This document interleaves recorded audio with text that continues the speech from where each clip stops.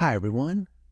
People often talk about their dogs as man's best friend. People love their dogs. Me, myself, I've got a beautiful, sweet Havanese named Phoebe, and she's the most wonderful, amazing dog I could ever imagine. She's loyal, she's compassionate, she's always excited to see me, she's funny, she's loving, and the reality is, I'm sure most people would describe their dogs the exact same way. But beyond all of these amazing, wonderful features of dogs, there's something that a lot of people don't know about dogs, and that's how dogs can help people dealing with recovering from depression. You see, the thing is, depression can often feel really isolating, exhausting, and make a person feel overwhelmed. But just the mere presence of a dog can have a subtle but powerful antidepressant effect. And research has shown that dog owners have higher overall levels of well-being and lower levels of depression than non-dog owners. And so what I want to talk about in today's video is how exactly dogs can help prevent depression and help people who are recovering from depression.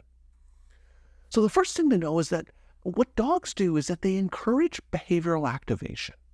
One of the primary and most important treatments for depression is to increase a person's behavioral activity. When people are experiencing depression, they often withdraw, avoiding things that they once enjoyed, and they become less and less active from a physical standpoint.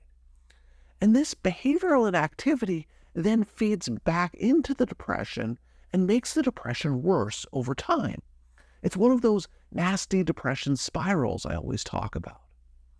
But what dogs do is they interrupt this negative feedback cycle through their need for regular walks and playtime. So even on days where you may feel no motivation or little desire to get out of bed, your dog still needs to go outside. And this daily commitment encourages physical activity, which can then have a positive effect on symptoms of depression. And research suggests that even just 20 to 30 minutes of walking per day can improve a person's mood by increasing endorphin levels. And endorphins are the body's natural feel-good neurotransmitters. So just a little bit of walking can help increase these neurotransmitters that can help a person feel better. Additionally, just being outside exposes a person to sunlight, and depending on the time of day and the time of year, of course, but exposure to sun and natural light can also help improve mood. So having a dog essentially provides a built-in exercise routine and a have-to-get-out-of-the-house routine, which can play an important role in breaking the cycle of depression. The other thing about depression is that it often disrupts a person's ability to maintain healthy routines on a day-to-day basis. A person's sleep schedule may become sort of all over the place or erratic. A person may find themselves aimlessly puttering around during the day and feeling overwhelmed with even basic daily tasks, not knowing where to start. But dogs thrive on routine, which then in turn can help their owners create and maintain structure in their day-to-day lives. Whether it's having to feed the dog at certain times in the day, having to get up in the morning to take your dog out for a bathroom break, having to go on morning or afternoon walks. Dogs need consistency, and this consistency can then encourage owners and people to maintain a regular and more predictable schedule as well. So imagine if I'm struggling to get out of bed in the morning because of depression. If I'm just relying on my own intrinsic motivation to get out of bed, that may not happen. But if I know that my dog is depending on me for her breakfast or for a morning walk, I'm much more likely to get out of bed and get moving. This simple act of caring for the dog to ensure that the dog's needs are met can help give me a sense of purpose and direction that can then help overcome some of that inertia that's so common in depression. The third antidepressant feature of dogs is that caring for dogs can provide an intrinsic sense of achievement. And one of the main features of depression is that people feel inadequate or they feel incapable of doing anything.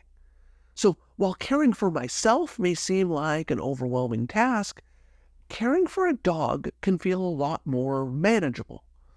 Dogs don't ask a lot of us other than food, shelter, love, and some attention. And by meeting these basic needs for a dog, it can give a person a sense of responsibility and a sense of achievement, which can then chip away at some of those depressive thoughts and feelings. So, for example, if I'm feeding my dog on time, if I'm making sure that she's regularly groomed, if I'm taking her for daily walks, these seemingly small things can begin to add up to a bigger feeling of accomplishment. And in fact, research has found that fulfilling just daily tasks of pet ownership can improve a person's self-esteem, which in turn can improve symptoms of depression. At the core of it, when you see that your dog is happy and thriving and doing well, it serves as a reminder that you're capable of caring for another being. And because of that, it also implies that you're capable of caring for yourself as well. Another antidepressant benefit of dogs is that having the companionship of a dog can help reduce feelings of loneliness, which can be both a cause and a consequence of depression. Just the simple presence of having a loving, non-judgmental companion in the form of a dog can reduce feelings of isolation and reduce feeling so alone. Dogs are wonderful in that they offer unconditional love, and they're always enthusiastic to see you whenever you come home, whether you've been gone all day for work or you just went to the store for a few minutes to pick up a couple of groceries. When you get home, your dog's excited to see you. So imagine you've had a really bad day at work and you come home feeling like down and defeated and sad. You open the door and the first thing that you experience is your dog running towards you, excited to see you, tail wagging all over the place, and she follows you all over the house. The dog demonstrates such a sense of love and appreciation for you, even if you don't feel it for yourself.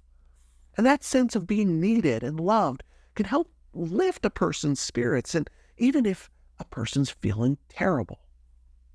In fact, there's been a lot of research that's shown that spending time with dogs, just looking at them, interacting with them, that can increase levels of the hormone oxytocin, which is often referred to as the bonding hormone.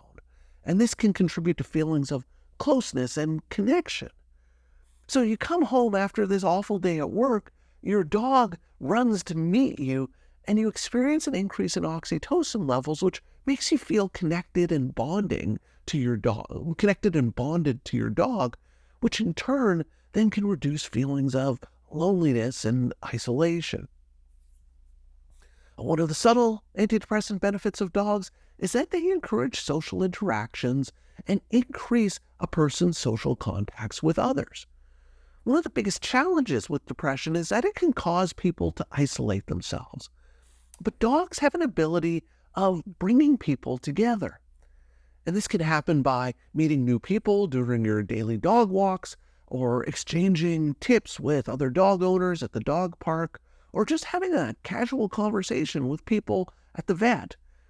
These aren't deep interpersonal interactions, but rather they can serve the role of just pleasant, surface-level interactions with other people, which depression tends to block people from experiencing. Dogs serve as social bridges, which can help you feel more connected to other people in non-threatening and low-pressure ways. But the sense of connection with other people, even though it may seem small, can still help break through that sense of isolation and aloneness that people often feel in depression. One of the most striking antidepressant benefits of dogs is how they reduce the risk of suicide. Research studies have shown that people are less likely to attempt suicide if they know that they're responsible for caring for another being, like a dog.